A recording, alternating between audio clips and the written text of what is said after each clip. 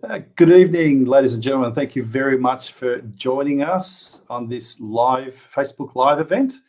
Hope your week's been great.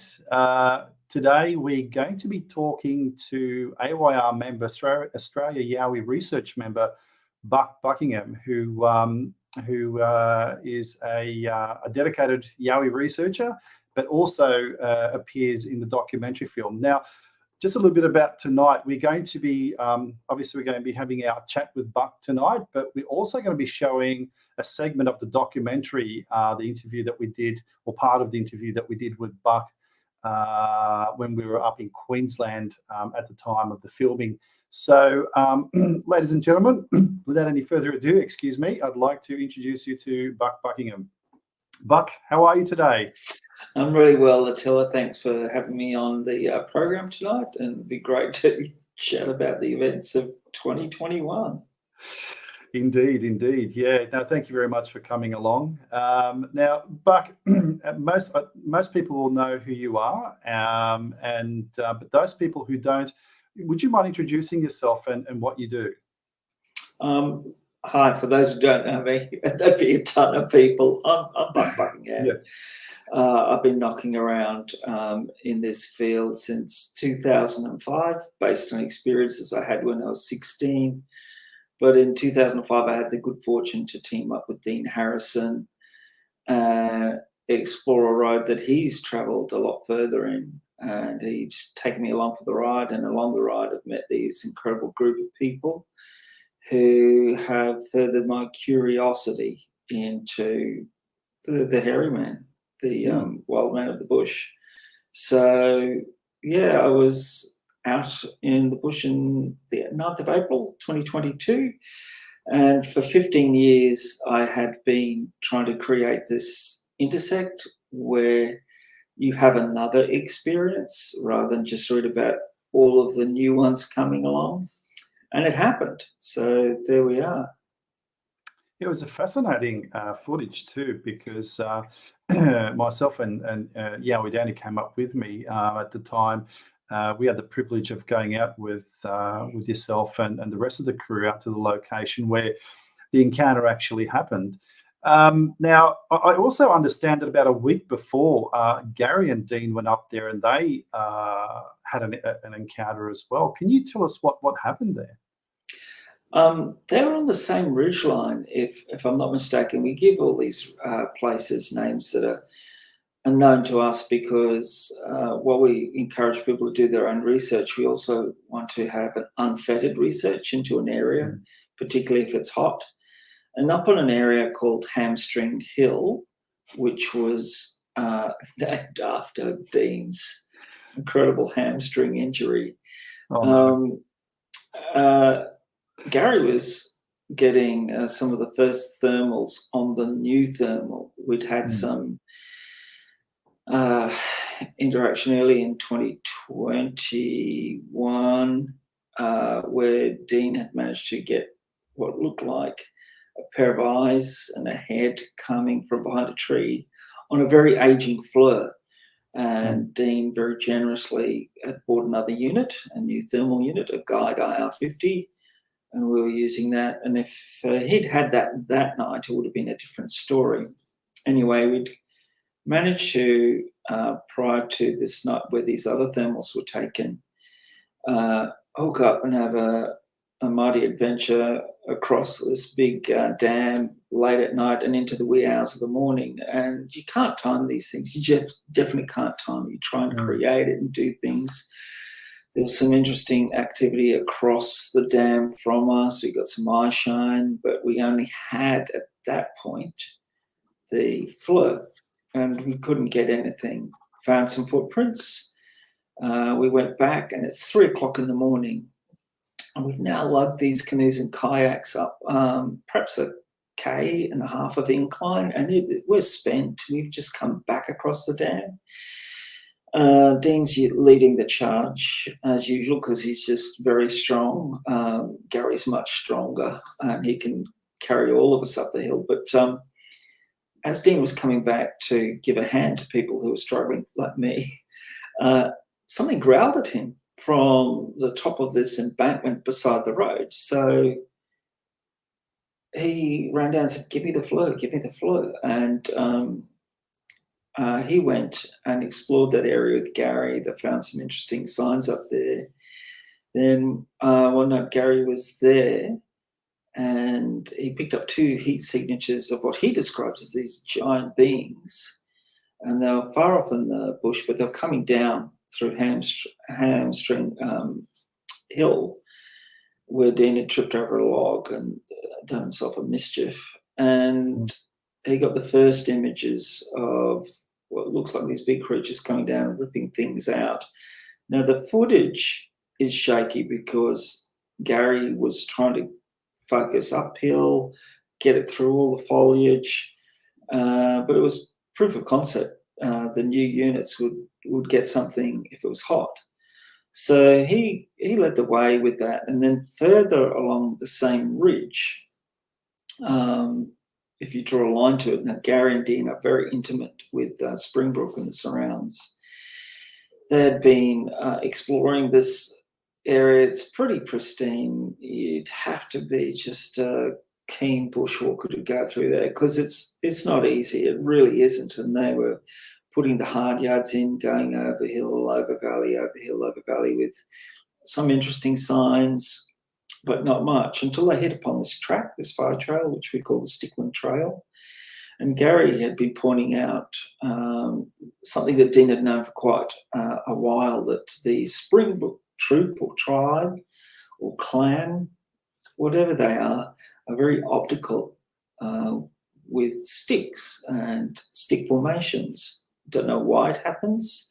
I've never paid any attention to it. But Dean has all this archival footage of really interesting sticks, sculptures and stick signs going back into the mid-90s. And here we are on this track, and they're noticing sticks shoved in the ground, little sticks that can't go through the leaf litter, big sticks that can't pierce dry ground. There was a mechanic to it.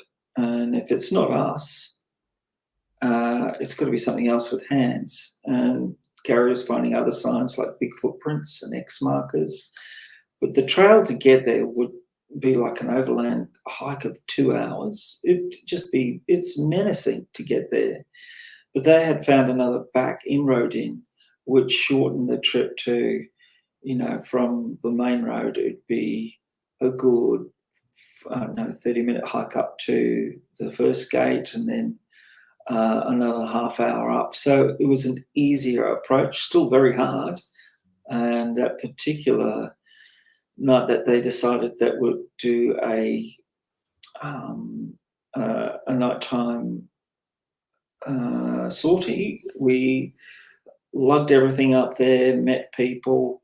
I met Gary and Shannon, and we were spent. By the time we arrived at this area, I had not seen it. I'd only seen a little bit of it during the day and where we regrouped. And then when we went up the hill, the fireflies and glowworms were already out. So that was pretty spectacular. You're going up this hill, you keep going up, and going, when's it going to end? When's it going to end? And we get to the top of this hill where I have the encounter later on. I have no idea that I'll have it there, but above us is just pure sky and starlight. And Shannon, who's a keen astronomer, and Sam Gary points out a few stars and planets, and then we head off a bit further around towards this flat area on this ridge and around a corner and set up camp. And that was the beginning of the night. So I hadn't even seen it during daylight hours. So this was perhaps their second or third time they've been there. And Dean had already decided that after the Belwood Grove incident that we would have 2 units. We'd have the old fleur, the new guide AYR, and then unit number 2. And while they were setting up and cooking a mighty feast of sausages and stuff, me being the vegetarian went, I think I'll go and have a wander up the track, but not before Gary gave me a very quick hack tutorial into using the guide AYR. So I'd used the FLIR extensively because Dean had bought this FLIR like 15 years ago and just lent it to everyone long before he even used it. So I was familiar with that. The guide was newer. It was sharp. I had a color spectrum and different filters that you could go through. Plus you could focus, zoom in, zoom out. But you had to do things in particular orders. And I really wasn't expecting to get anything, but I'm also not there to do nothing. I'm going off and start the first round of observation and surveillance. So I did that, and it was really exciting. So I love being out in the bush, and I've had some encounters and some unexplained, high strangeness, as I call it, events in the evening, but this was the culmination of it. So I've had some very heavy stomping at me, so heavy that it shook the ground, and I felt rattled. I went, wow, it was like someone took a Besser brick and threw it to the ground. So I've had that, and that was in June 2019. And then there's been a bit of a hiatus. I started doing some drawing and illustrations for the witness audio reports for Dean. And then I got to meet Gary, and we went to Belwood Grove and interviewed a witness who'd been traumatised by a daylight sighting. And so gradually the expeditions were ramping up, the nighttime surveillance was ramping up. And then, of course, there's no point in having all these people go out without the equipment. So Dean has reached into his pocket and funded these two great units, and here we are for this intersect. Now, we've been cultivating this type of event. We've been waiting for it, but it can only happen when two things are there: us with the equipment, and then the target, which is the hairy man.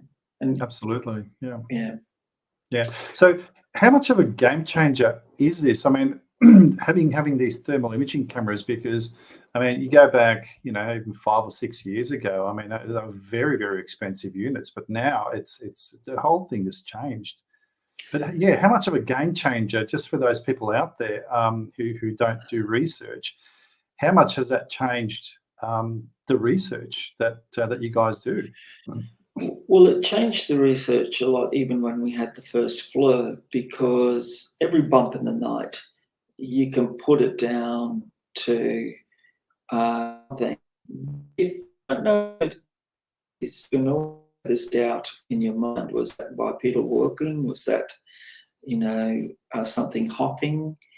Now that you had something that could peer into the dark, and based on a flesh and blood experience, it can't outrun light, which is what's happening, is capturing heat, which is a form of energy. So we put to bed some exciting thumps and bumps in the early 2000s with the FLIR. We went, what's that? Turned around, it's some animal bumping around in the bush, and you go, all right, that's not what we want, I hope it to be. But I'd rather have 100 no's and 1 yes. Well, it's more like 1,000 no's and 1 yes than just keep saying it's always happening, because that doesn't lead you anywhere. And we want to be led in the right direction to get more answers and sate our curiosity. So the guide, new ones, just extraordinary. The way they can make your perception so clear. Like they pick up the smallest details, like insects, bats, microbats flying through night. In the dead of, like, this particular night, it was 5% moon. And you can see the trees, you can see the leaves, you can see whatever latent heat is in the surroundings, and you'll get a picture that hits the back of your retina. You take that unit away from your eye and you're standing in blackness, usually because one eye's burnt out from getting a hot eye looking at the screen, and then the other one is trying to compensate for your vision. So it's a bit disconcerting when you take the unit away from your eye and you're faced with blackness, and aloneness. They're amazing. I did get excited prior to that. I thought I'd got something like this big eye peering around a tree, and we're up at Carrick's, and it just turned out to be an instar, and that's just it was a cicada coming up to molt, and all the heat of this little insect looked like this great big eye coming around. I was sure I was going, right, I keep towards it. It's a cicada. And then I realised that the cicada and I were the only two idiots out there, along with Dean and Gary, because it was freezing that night and so windy. Yeah. Just out of curiosity, do you guys still use? I think you guys do, because I've noticed that. But just for the sake of the question, do you guys still use these little night vision cameras with the infrared flood attachments to them? We used it a couple of times, but no, we veered away from infrared because, well, we have no proof.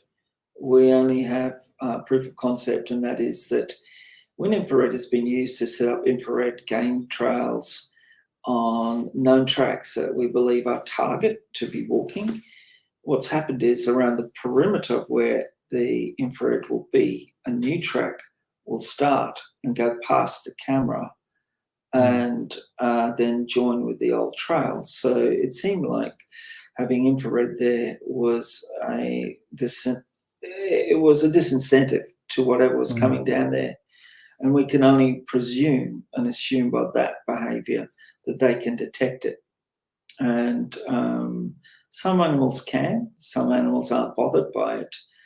But with this unknown hominin that we're trying to get closer and closer to, it seems that they might be able to perceive it. I don't know why, I don't know how, but the anecdotal evidence suggests that you just stink up an area when you put out infrareds. In fact, if you're being bothered by Yowie activity, just stick up infrared cameras around your house. You won't see anything, and they'll leave you alone. That's amazing, isn't it? Because the amount of trial cameras that researchers put out, you do hear of the occasional so-called success, but then few and far in between, really. Do you guys actually? I mean, I will ask the question, but it sounds like you wouldn't. But would you guys consider still putting out these game cameras, or you think it's a complete waste of time? Look, we're always open to consideration. We've had some activity recently that would suggest that maybe we ought to bring it out to end some debate amongst the group about what might be actually happening. But it would mean that we'd bring out infrared stuff to check out some events that may or may not be happening, and to do that would bring that out, and we'd certainly do that just to go, all right, something else is happening here, we're not sure, but we need a bit more than the thermal cameras. But we haven't done that yet, and we may or may not do it. Well, there's Dean's comment that trial cams will ruin an area, so I can completely understand that. Buck, just circling back to the beginning, I wanted to always ask you this question: what was the catalyst that got you into, or got your interest in the whole cryptid subject? I can hear Dean groaning now. He hates the story. But yeah, I had a couple of interesting events when I was young, and I'll make this quick, but there was a period of 3 or 4 years of really odd events around the area where I grew up in North Pine Dam. I was out running one night, and then I encountered these heavy footsteps trailing me off the verge on the side of the dam at Forgan's Cove. And I'd never felt fear before. I was running at night, and I was trying to impress a girl by getting muscles. You don't do that by running. But I set a personal best that night, and I never went night running again. And then more curiously, prior to that, I'd had a friend who had animals, who had horses that just stood up around the dam. We went up there, and his father, who was part Aboriginal and a tracker, said, "Don't go down that path. It goes to the dam. There's a hairy man, he'll get you." And I went, "What?" And he said, "There's a hairy man." I said, "What is there?" It's a Yowie. And I went, "What's he like?" And he described it. And I went, "Do you mean Bigfoot?" And he said, "Yes." And I said, "They're only in America with the authority of a 14-year-old. I had no idea. I thought it was just a cautionary tale. He didn't want us to go down. And so, well, maybe we'd drown. But anyway, we didn't. So then I have this foot, shadowing event, and I don't know what it is. I think it's supernatural. But fast forward another 14 months, my best friend's got his license. He's doing his level best to kill us by speeding everywhere. And we're in the car around North Pine Dam on the same road near a place called Bullocky Rest. And we have to do a U-turn. And the U-turn is essentially because if he doesn't get the car back before the curfew, which is 10 p.m., he'll be grounded for a month. And so he does a U-turn. As he does a U-turn, the lights swing across the dam. And I think, oh, there's a termite mound there. I go past that area most days of the week, and I don't ever remember a termite mound being there. Anyway, it turned out to be the termite mound. The mound stood up as the lights went past it, and it was shocking to me. I was on that side. It stood up and I walked behind the back of the car. It's a little Datsun 180Y. I don't know if you remember them. And then the window's quite narrow and the boots raked at this really weird angle, and whatever it is just blacks out the back area. And the whole cabin, there's 5 of us in the car, my best friend, another good friend, and 2 sisters that were all friends from school. And I'm on the rear passenger side, and we're screaming because now the cabin is filled with this stink. My best friend and my other mate, they haven't seen anything. They go, "What's that? Who's dropped their guts?" And so this pervasive rotten egg garbage smell fills the entire car, and we're slapping their headrests going, "Drive, drive, drive." We drive further down, and the younger sister has now got her head, I won't forget that she's got her head buried in her hands on her lap, and she's just screaming, "The eyes, the eyes." And we're going, what did you see? What did you see? And the oldest, very defensive, said, back off, back off. And we never got the end of that story, but it was stuff that just made me go, what was that? There was 5 of us in the car. And then you roll forward another couple of years after that, I'm in my best friend's house, and I'm doing the dishes with his brother's girlfriend. It's our turn to do the dishes, so we're doing the dishes, and she says, "Hey, can I ask you something?" I said, "Sure." She said, "What do you make of this?" And she said that her brother and their cousins went camping near Lake Kawangba, and as they're camping, they got the fire going. Her brother walks out and goes to relieve himself beyond the firelight, and he just bumps into this hairy creature with glowing red eyes, and he backs away still, fly undone, almost through the fire. Everybody gets up and they tear off. They all see it. So they see this creature, and as they look behind, all they can see is the tent and this big pair of giant legs going around the fire and the tent, around the fire and the tent. And they tip up to her house, and they're in a big state of shock and alarm, and all the extended family, uncles and bigger brothers and fathers say, "We'll go sort this fellow out." They go down there and they find the camp in disarray and big giant footsteps all around the now dying fire. And so they said, "Okay, tomorrow we're going to come back and we'll make some casts of these footprints." Now I'm hearing this story going, "Oh, wow, there's all this other stuff that I know about." And this is what happened. She said they went back there the next day and the campsite was cleaned up. The tent was all folded up. The fire was out and everything was swept clean. And the reason put forward was that perhaps one of the other parents went, "We don't want this to go any further." And they came back and did an early tidy up. So with that in mind, it was it was, you know, electrifying, you know. And I had a friend, my best friend, who then had his own encounter in the same area that I had the running encounter. He was there, he'd broken up with a girl. He was playing a tin whistle over the water, and then something was roaring and shaking a tree, and he just picked up his dog, threw it in the back of the car, and then he told me about it on the weekend. And that's when I fessed up and said, I didn't go night running after that night because this happened. Do you remember what happened in the car?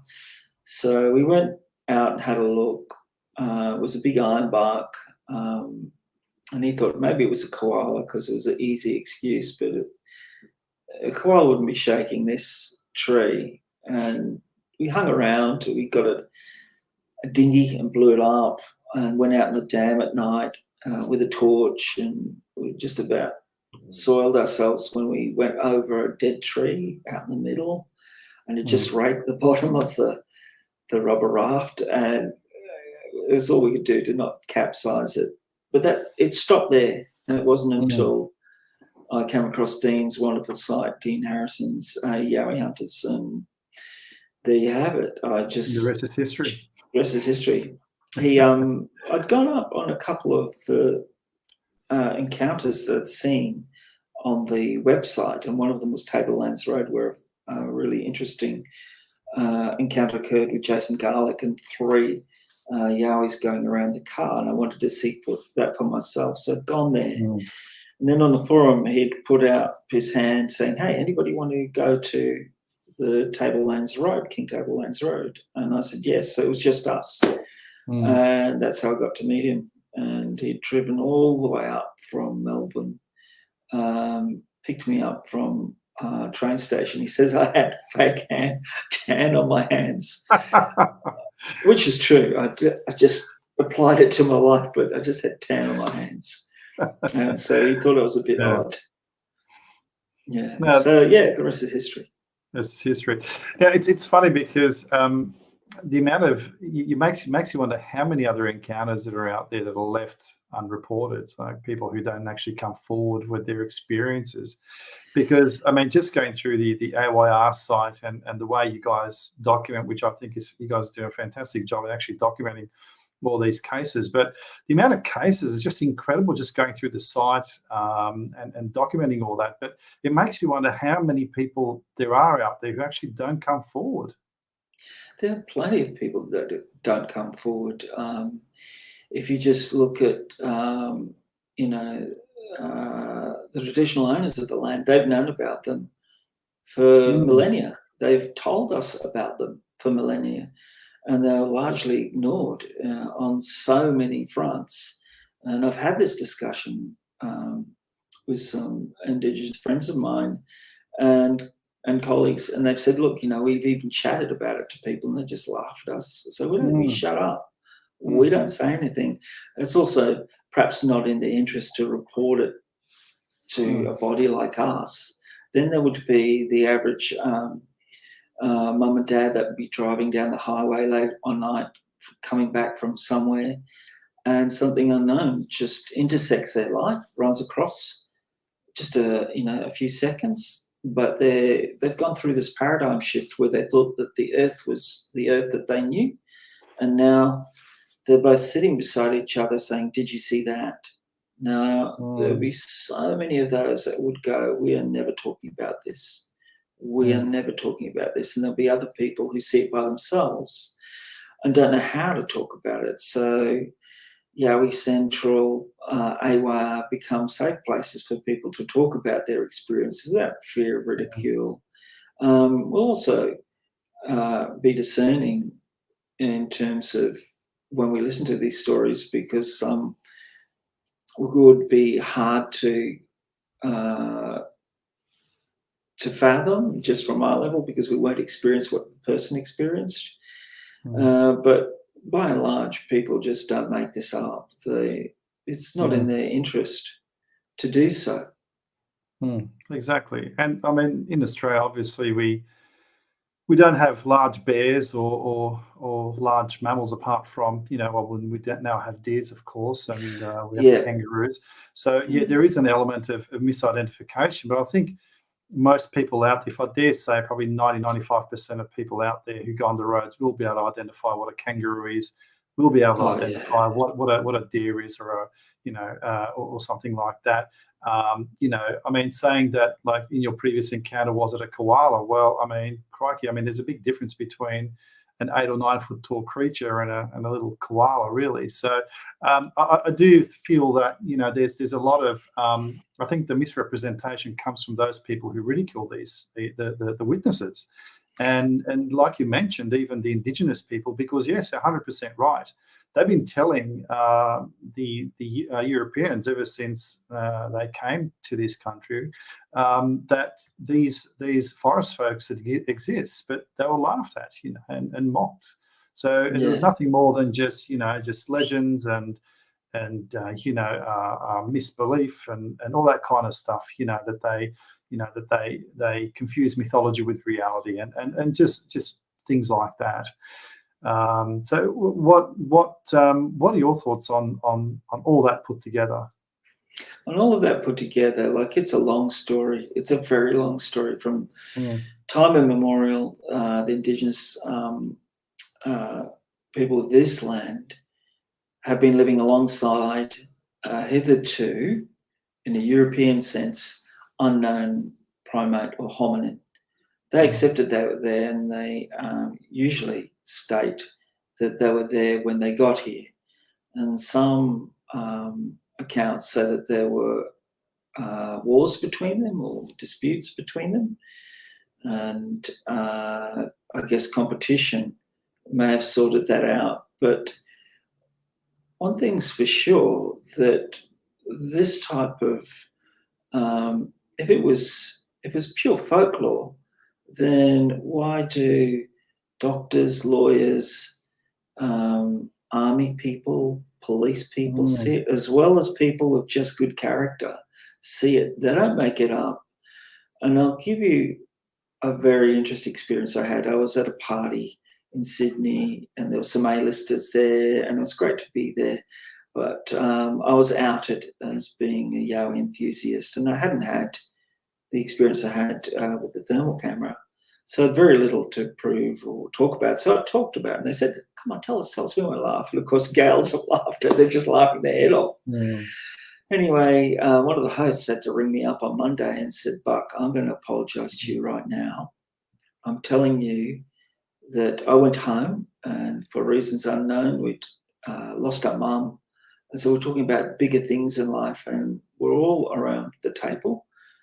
And my father comes out with weird things he's seen. He said, I've seen a UFO on an oil rig, and I saw a Yowie man, a hairy man. And the other brother said, yeah, I saw it too.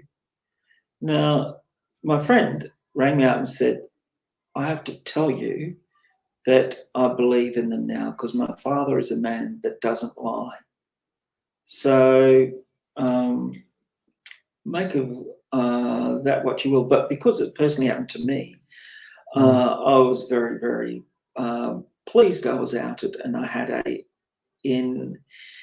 enough insight into the topic to ask a bit more about it. It's the usual fishing story. They'd gone fishing by the river near Wiseman's Ferry, and they looked back and they saw this big silhouette in the bush, and it threw a big boulder at them, and they just left the area.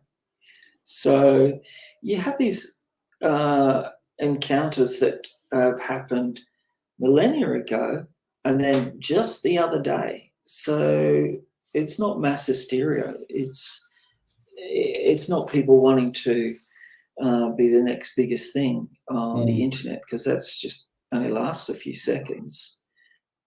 Absolutely. So I believe a lot more is happening. And in your documentary, having the great fortune to see it, I see an early cut.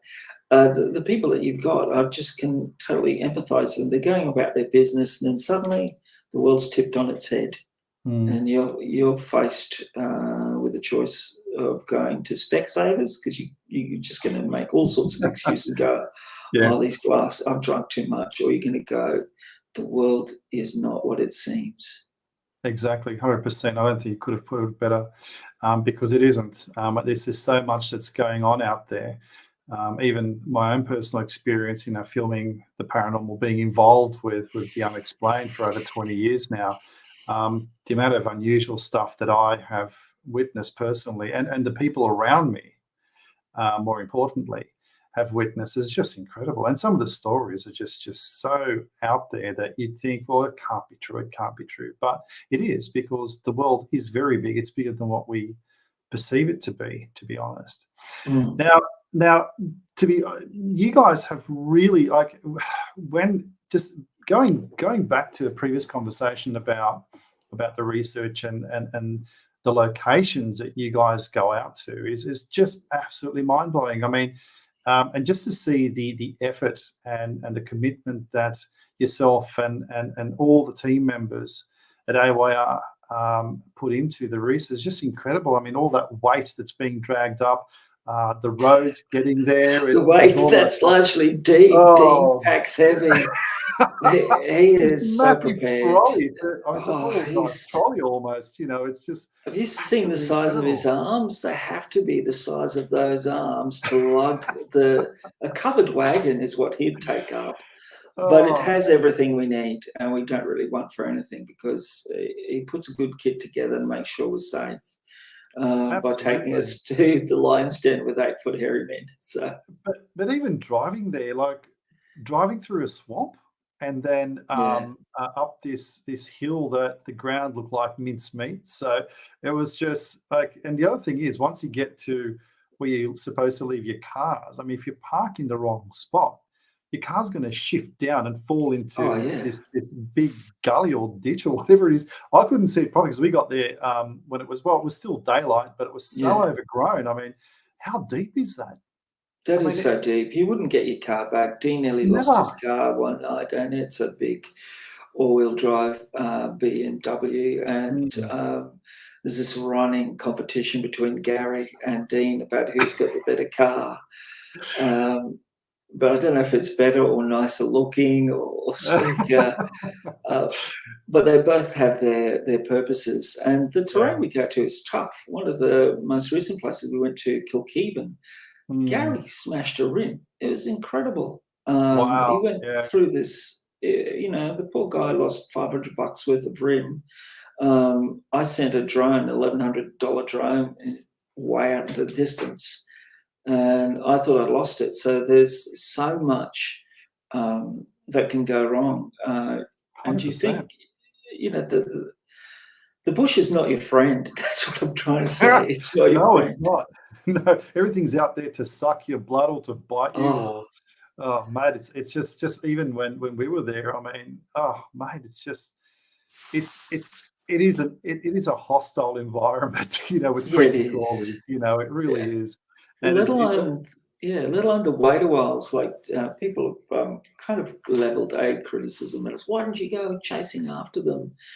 Going, we tried as much as we could. We got out there at the bush, yeah, it's not that and easy. there are these vines there that are just like saber-toothed tigers called waiter Mm. wilds. And I got hung up. The last time we went, I got hung up so badly. I pulled about 12 thorns from behind the back of my knee. It just found its way between my shorts and my gaiters, and Oh, it yeah. was like a saw. So those are out there, Natural and razor wire, basically, or barbed yeah, wire. yeah, Yeah. nature's razor wire. Yeah, yeah, Mm. Yeah, that is true. I did bring home a leech. I think we yeah, both did that night. Yeah. Well, look, what we'll do now, Buck, is I think we will play a segment of the documentary for the good people out there. And this is a part of your interview. I do believe that Andrew's playing this for us. So I think we're going to have Gary's interview part of that as well. And we've got, I think we've also got Dean there too. So if we play that now, we'll play a little bit of it. And this was part of the interview and the experience that we had going up. I just want to give the people an idea what this place is like.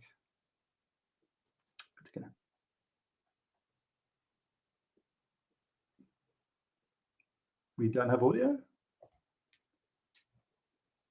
Just one moment. Got a bit of a technical problem happening. Maybe, sorry, maybe high definition. Adjust it to high HD, not 4K. The internet's too slow.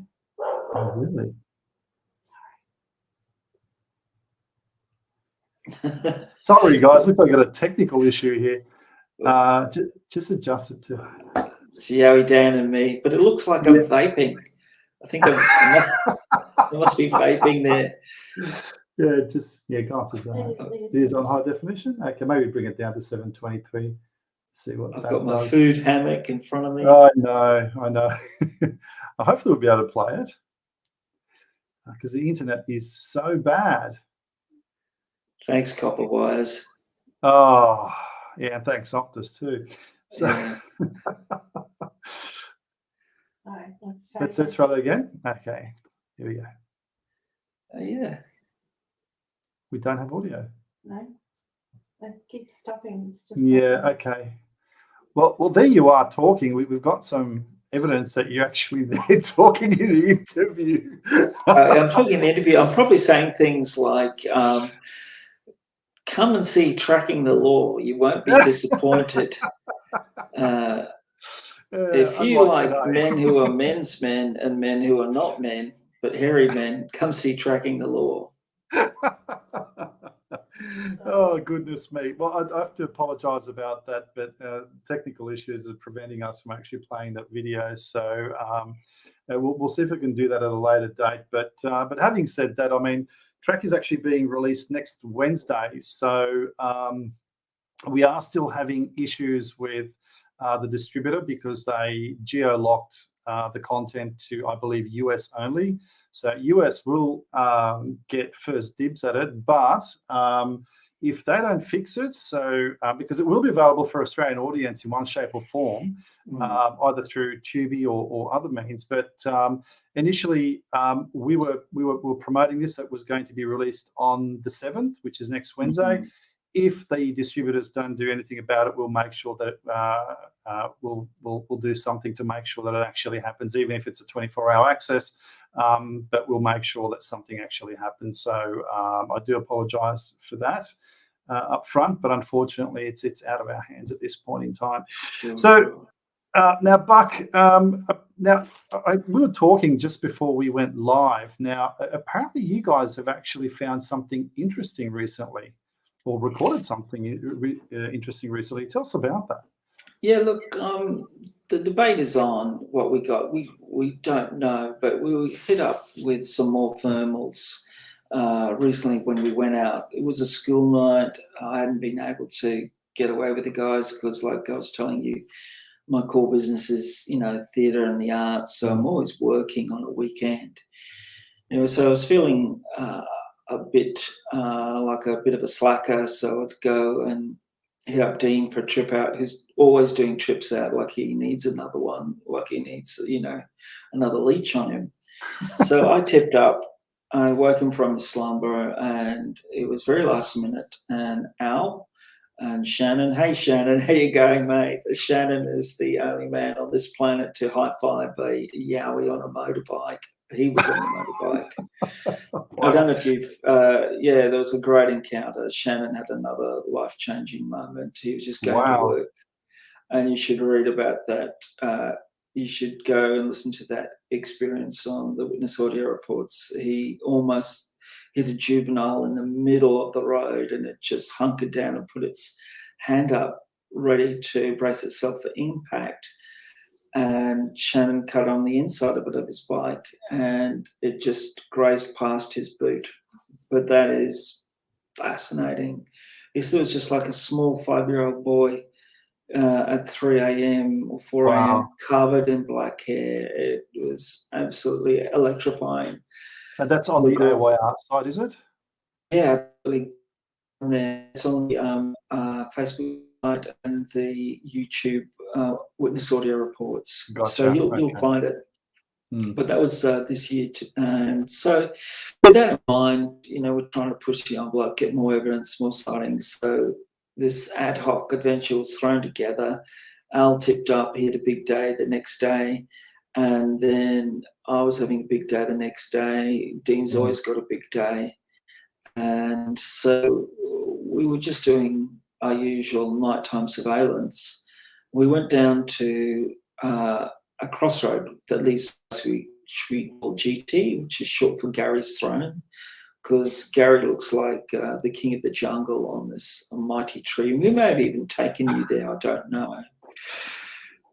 So we've gone down there. We'd got the usual attractants happening, a fire, some music playing, and just white light around base camp. So it looks like normal human behaviour. Because by now we'd assume that the locals out there may be used to us coming out there. I know that we actually don't really behave like normal humans. We walk away from the fire and we don't use torches. Anyway, Al swings around and aims it back towards the bend near camp. Now, you can't see camp. There's this dog leg. And then he radios, "Hey, are you on the path?" And I've heard this conversation before because I've had it with myself before.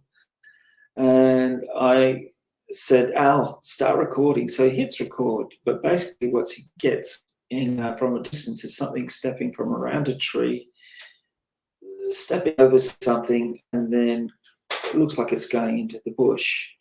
Now, we both have corroborating footage of this event, and I've got my camera and I'm rolling up across Al, and then I managed to get a heat signature on the other side of the track that it wouldn't pass a pub test, but it corroborates that there was something going on. But it corroborates what Al was viewing. And when we went and had a look what Al was viewing, it was interesting, really interesting. It wasn't a kangaroo because we filmed it before. It wasn't a bat. It wasn't a koala because we've got those. We've heard those. It was a human shape form, and it wasn't the guys as far as we know because they were on the other side of the fire further up where I'd got the footage in 2021. So it was unknown. What the unknown, we don't know because it was at a distance. Al had a heat tracker on it, which is a tiny little X, and that also played a bit of havoc with the viewing of it because it would jump over it and obscure a bit of the footage. It's short. It's very short. It's only like a second and a half, and the same for me. But we've all learned that lesson, and it was a month after I'd got that footage. I was in the same area and I'd just been filming Gary and Dean go back to the camp. And they were going back to get chairs. We'd heard a big crack, something was going on. And Gary had told me this great little hack for manoeuvring on the track is if you use it in the black is hot setting, you get a better idea of the track and you won't tread on things or trip on a stick. And so I went, great. So I filmed them and I mucked about with that setting and I've got them going around the corner. And then I thought, I'll try and film them coming back. So I go up perhaps about 15 meters.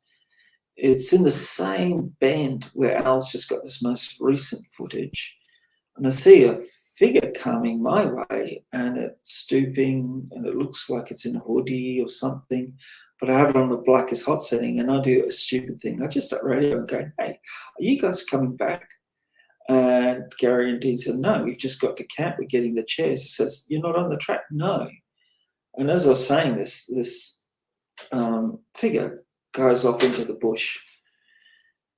And so it's become my motto, shoot first, ask questions later. Like we've all had that experience where we're have radioed and said, "Are you? Wave your hand," and we should just be recording. And if I just kept that camera recording, we could have put that debate to bed. So it's just what I've seen. That's all I can relate to. However, the latest footage that we have, which is interesting, but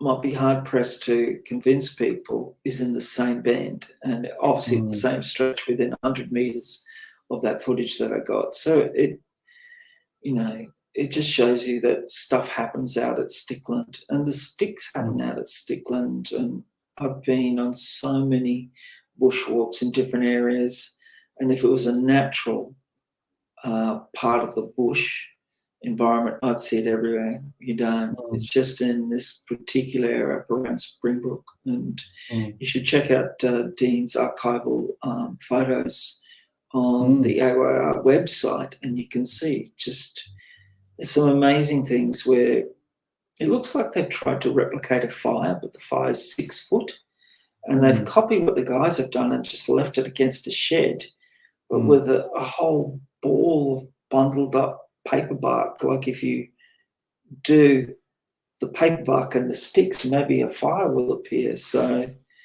that's going back into the 90s. It's amazing. Fascinating stuff. I think what we might do is, if we can bring up the AYR YouTube page, perhaps, would that be the best spot to start from? Yeah. So I'll get Andrea to actually bring that up if you can on YouTube. But in the meantime, what we might do is we might open up the floor here for questions. And there was one there about about campfire. Are Yowies attracted to campfires, I believe? What are your thoughts on that?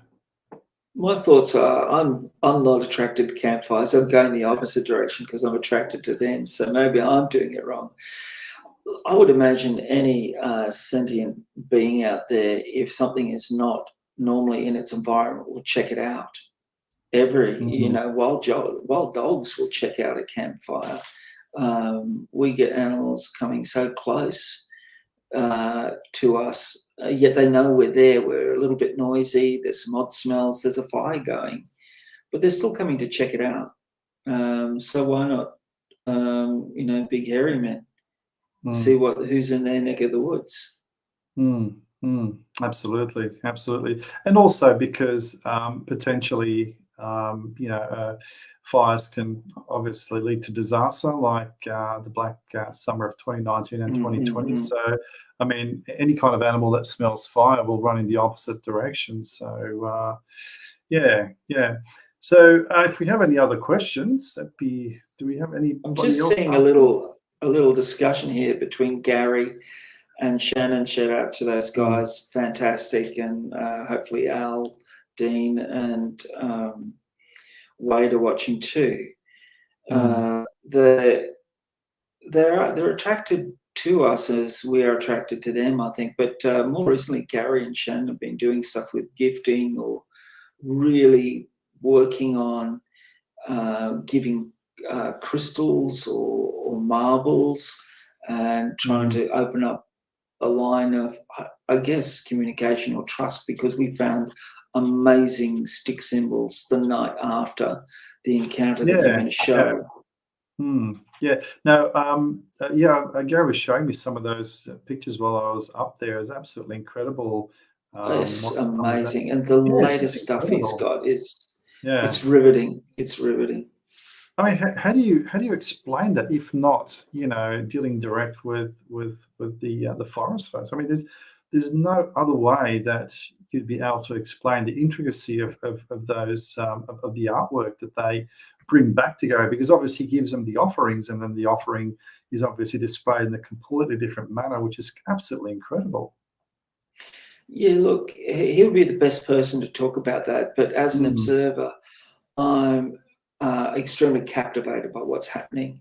The weaving and the intricacy of it is not like you've got some traditional weaver. You have, because humans would make too much of a show of it, like an Instagram show, but this is very primitive stuff that's happening. But it's not a possum, it's not a kangaroo, and I'm pretty certain it's not a human, because to reciprocate in this gifting, you'd have to be a very patient person. You'd have to know where Gary and Shannon were going and only do it in that area.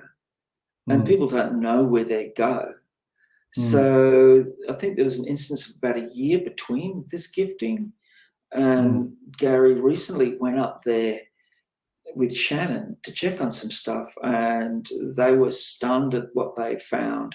So if it was a human going there to prank someone, they would have to wait for Gary and Shannon to go to that place for a year. It's not that. It's something bigger and something intelligent doing it. And it has a meaning. I don't know what the meaning is, but there's direct communication, just as there was a direct communication to us after the night of the sighting.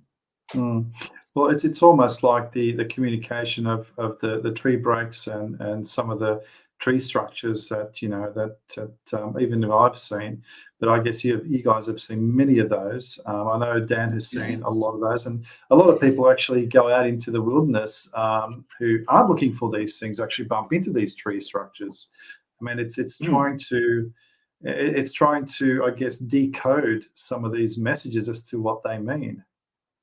Well, Gary's very pushing the barrow in that department. He's really clued up on glyphs and ancient languages and trying to crack a code. But I guess the thing they always sign off with or sign up with is an X marker, big or small. The X seems to be a bigger thing. And it's not just deadfall. We know what deadfall is. These are trees that have been taken where there's no root ball. Or if there is a root ball, it's upside down. How strange. Nature doesn't reverse gravity, and put in a place where it would catch perhaps another one of these creatures, I imagine. I also suggested to the guys that the bushes, their office works, the stationery is always there. If they want to leave a message in time, they leave a stick or do something, it would have a meaning. I don't believe they're doing it to be bored. And I also believe that if they have young ones, as was witnessed by Shannon on the motorbike, they'd be teaching them just the same way as, magpies will teach their young fledglings to feed and who's good and who's bad. They'll be doing that. Here's an interesting question by Wendy. Have you ever tried playing recordings of any kind to engage with them, e.g. newborn baby crying or opera singing, etc.? I did witness something when I was out there with you guys. Something along the lines like that. What was that? Look, Dean has a playlist from the 80s. Gary has a playlist from another planet. Yeah. And we have played this some type of Nordic shepherdess calling in the cows. It's very melodic. Wow. And there's cowbell, cowbells clanging. At one stage, those idiots back at camp were playing I Went Through the Danger Zone by Kenny Loggins, and I'm going, this isn't helping, guys. But on the night in question, it kicked off with, I think, Yo-Yo Ma's cello suite of Bach, number 13. Dean loves classical music as well as the 80s and some 90s. And so it was very peaceful and serene, and I wandered off to that. So there was enough activity in the area that if they were in the area, they might be curious and come around and have a look. And that's what happened. There was a stimulant there. There was music that night. Babies crying, no, we haven't played that, but we have heard really odd sounds at night that sound a bit similar or, sounds like screaming. But unless you've got the thermal in that area, there is an owl out there called the screaming woman owl. It could be that. Could be a woman screaming, hopefully not. Or it could be a vocalization of one of our hairy friends. Absolutely. Curtis here is asking whether or not there's a difference between actually playing an instrument versus playing it through speakers. Actually, please don't give Dean any more ideas. He will start bringing up a 10-piece orchestra. Why not? Why not? Sounds like a brilliant idea. Yeah. Well, Dean would definitely play the AYR theme music up there. Yes. I actually heard that when I was up there. You never know. All right. So how can people contact AYR if they've actually got a report that they, or even experience that they want to get off their chest? Because sometimes people carry these, these experiences throughout their lives, not being able to tell, their wives or husbands or, next of kin, because they're afraid of ridicule. So how's the best way, or what is the best way for someone to actually contact the Australian Yowie Research? Probably through the Facebook page, Australian Yowie Researchers. Facebook page, as well as, you know, check out all the archival stuff on the Yowie Hunters website. You'll just Google Yowie Hunters, just Google the Facebook site. You'll find there it is. Look, There we Dean go. Harrison's Yowie Research. Perfect. Excellent. It's like we had this prepared before. Here's something we prepared earlier, right? Absolutely. Yeah. And that is a trove. Like, that is not just a website. That is 25 plus years of hard graft of a man Incredible. collecting stories and accounts and spending his own hard money to put that up there. You know, before there was Facebook, you used to have to do work like this and spend your own money and put it up there. And here are some of the illustrations I can see. The Fraser Island one.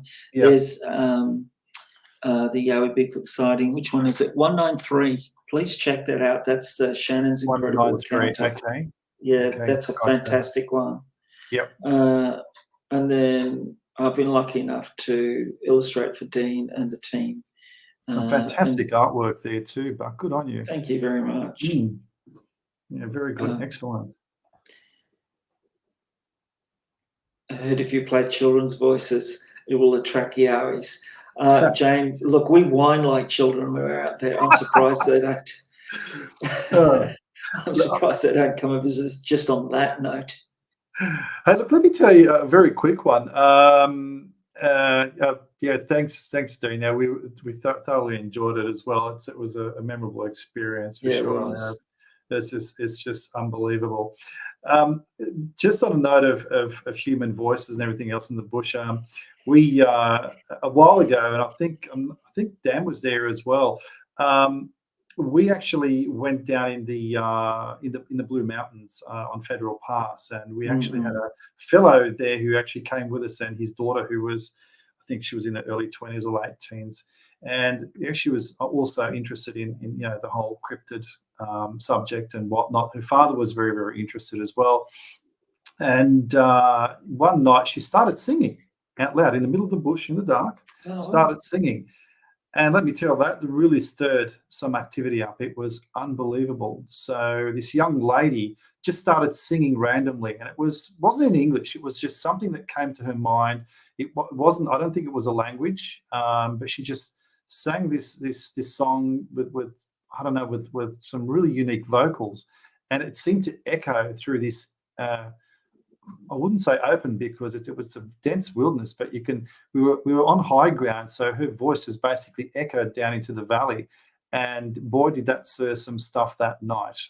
Some really odd stuff actually happened. So I personally do believe that maybe instruments or a human vocal expression, singing or something along the lines like that may actually attract yowies or even the smaller critters. I mean, just on that note, when I was interviewing one of the elders, the elder was telling me that they actually told their children not to sing at nighttime because they would attract the junjidi, or what they referred to as the wadagadal down the south coast here.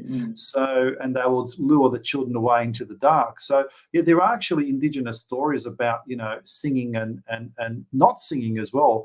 And apparently the smaller guys, and you guys guaranteed you'd heard of these stories, but I'll just say it for the audience that whistling at nighttime wasn't even permitted, because they believed that that also attracted the wadagadal or the junjidi.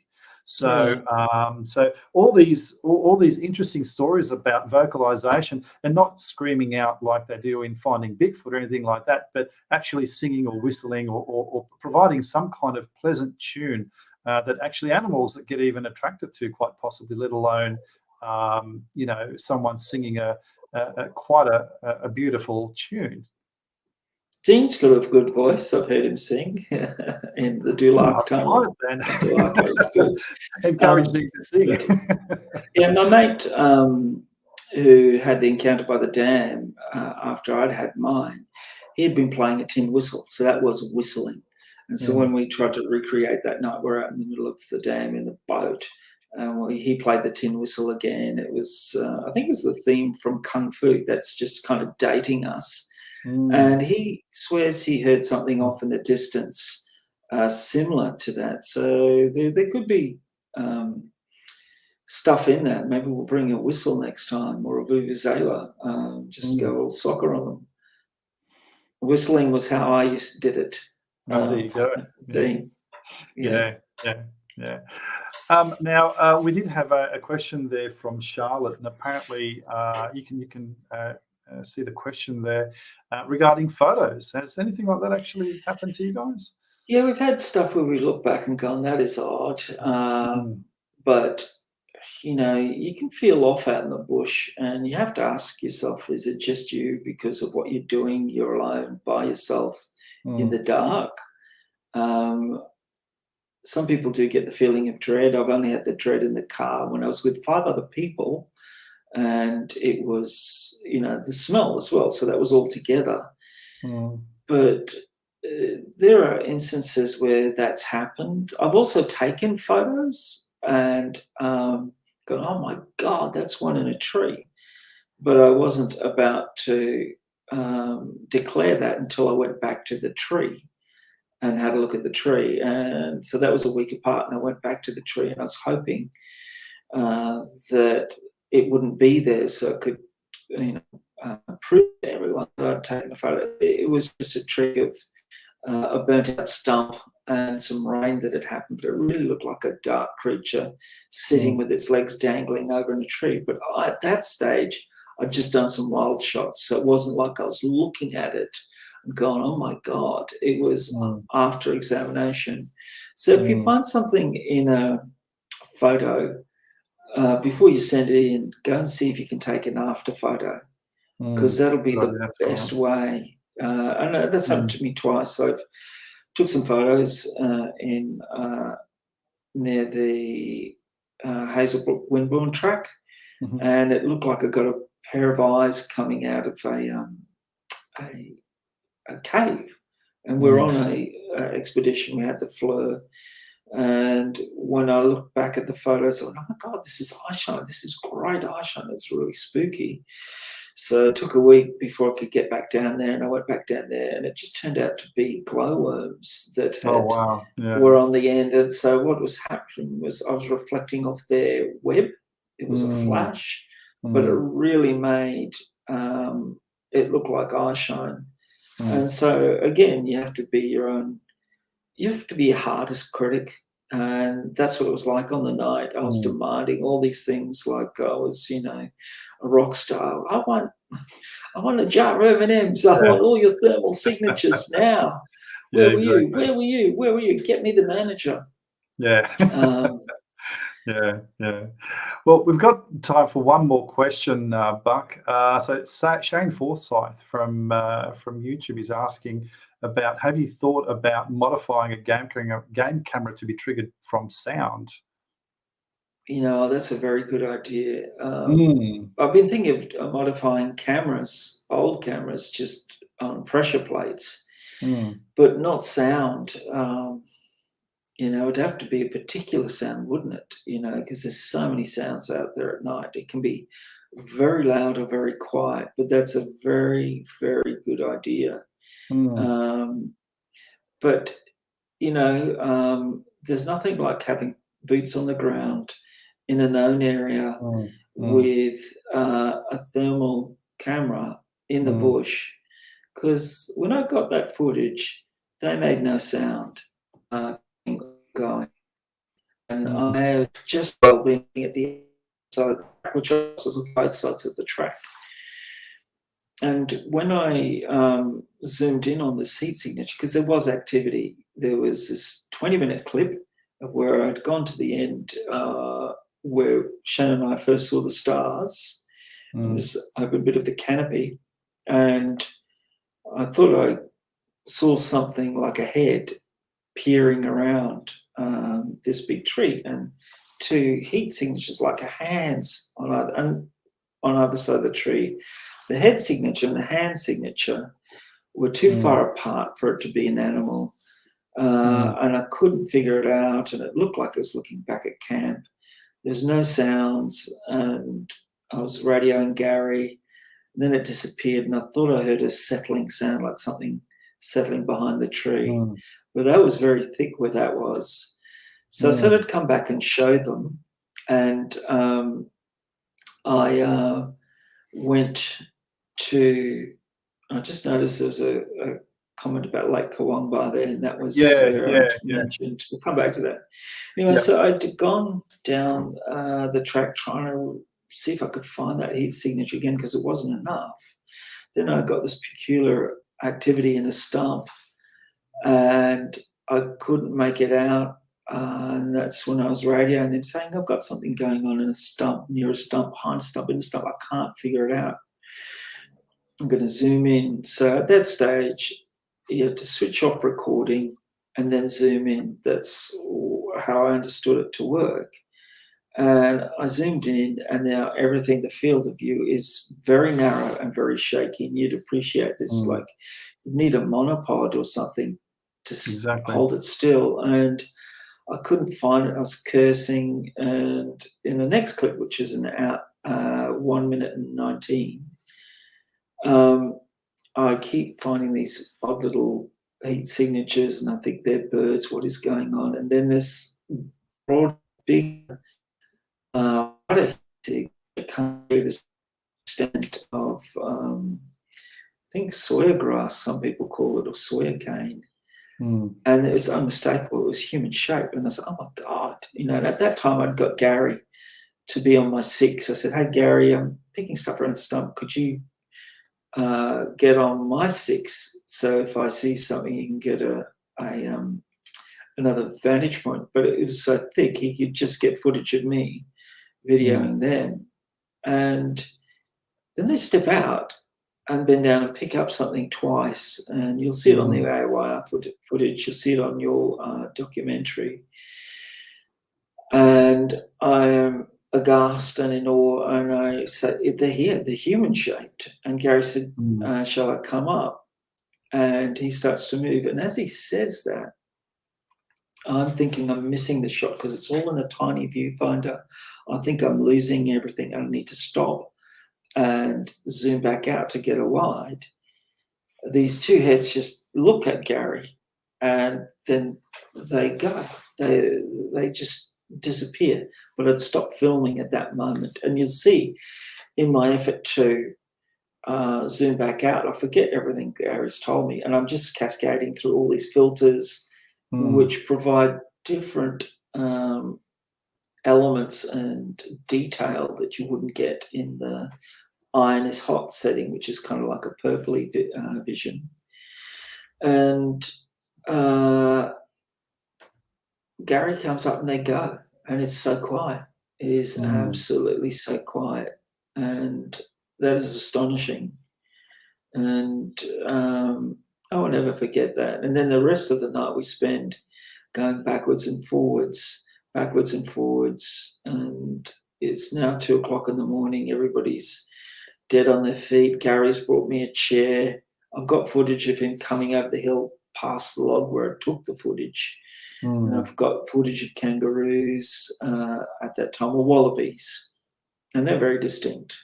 And we're tired and we go back, and we are now in hammocks in the open, and I'm falling asleep and waking up thinking something will just be over, breathing in my face, you know, maybe be one of the guys.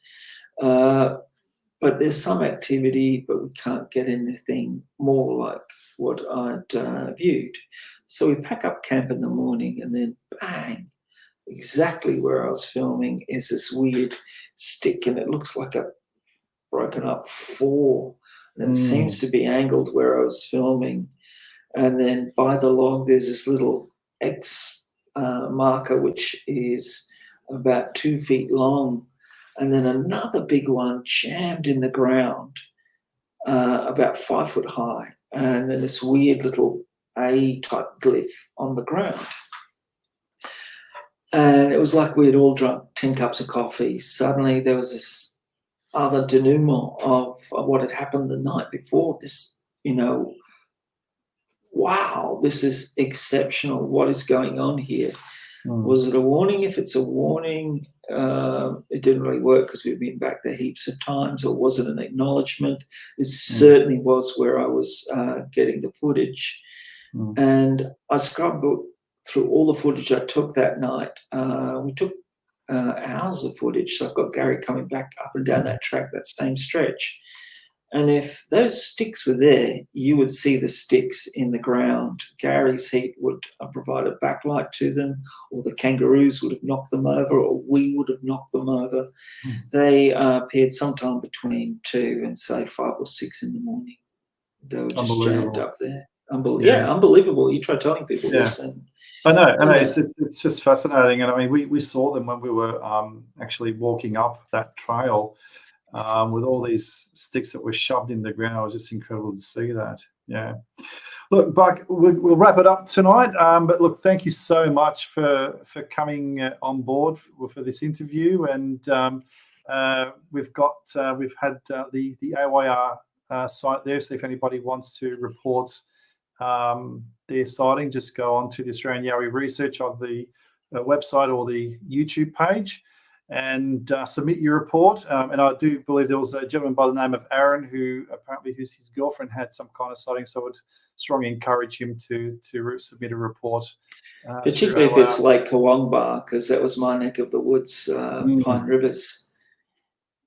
Yeah, absolutely, 100%. Yeah, and check out the footage on the Facebook site and the YouTube site. You'll see the Yowie footage, the thermals that I took, and a breakdown of the expeditions and the surrounding areas. But more importantly, please go see Tracking the Law. This is an incredible documentary put together by Attila and his team, and it was a great pleasure and privilege to be part of it. And thank you very much. Have a great evening, guys, and we'll catch up with you soon.